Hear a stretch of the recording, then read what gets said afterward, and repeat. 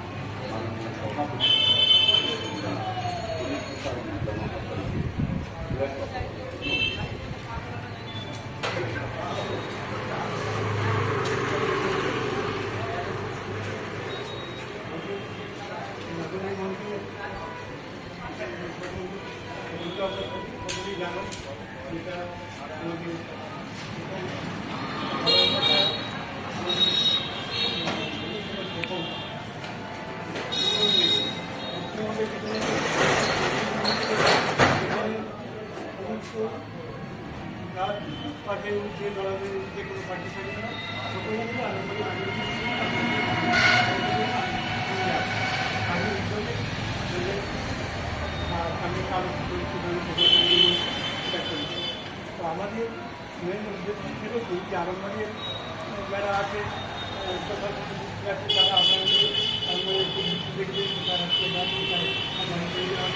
আমরা একটু ব্যবস্থা আমাদের উচিত বর্তমানে এবং ভবিষ্যৎ নিয়ে আমরা চিন্তা করে করছি। আমাদের উচিত যে সমস্ত মানুষের অবদান আরম্ভে আছে তাদের যে কার মুক্তি হবে কার সেটা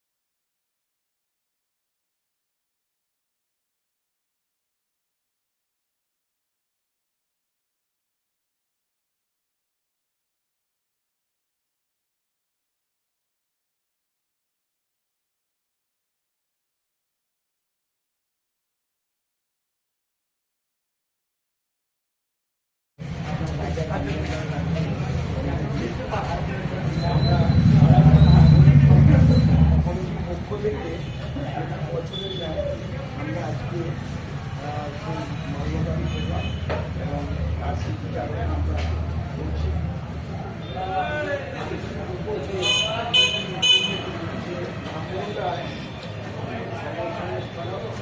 বা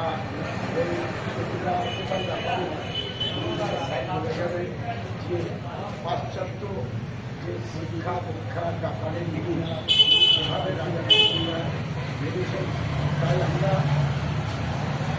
জায়গায় যখন আমাদের হয় আমরা বলি যে আমরা এমন একটি জায়গার মালিক, আমরা যে মহকুমার মালিক যেখানে জন্মেছেন আমাদের সেই ভারতবর্ষের এবং সময় সংস্করণ সেই রাজা রামমোহন রায় যে মহকুমায় সেখানে জন্মেছি, বীরসিংহের সিংহ শিশু বিদ্যাসাগর তার সেই মহকুমায় জন্মেছি।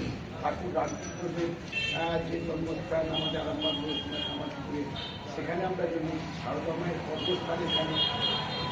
বিজ্ঞানী জ্ঞান বসুদেব জন্মস্থান হচ্ছে আমাদের আরামবাগ মহকুমায়। আপনারা জানেন যে ভারতের বাংলার যে প্রাক্তন মুখ্যমন্ত্রী তিনি তাকে সারাতে সেই যুদ্ধের সময় বা তাকে যুদ্ধের সময় আরামবাগ এসে তিনি আরামবাগের থেকে আরামবাগের কাজ করে আরামবাগের মাটি হয়েছিলেন। সেই জায়গায় আমরা এখানে আমরা বাস করি। তাই আমি বিভক্ত করবো না। যেমন একটি মালা আছে, এক একটি ফুল নিয়ে যেমন আমাদের এখানে যারা আছেন আরামবাগে, আমি যখন দাঁড়িয়েছিলাম আমি একটা অনুভব করেছিলাম, এই যে মানুষগুলো আছেন আরামবাগে, যেসব মানুষগুলো আছে তাদের যদি একটা আমি পোশাকটা আমাদের শৈলেনদা এদের সকলকে আমি বলেছিলাম যে আপনাদের যে জ্ঞান আছে, আপনারা যেভাবে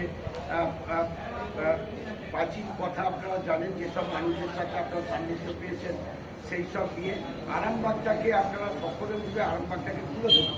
যেমন বিকাশবাবু যেমন বলেছে, আমাদের দাদার সাথে কথা হয়েছে, দাদার সাথে হরিদার সাথে কথা হয়েছে যে ছেলেদের একটু এদেরও আনতে হবে, এনে তারা আমাদের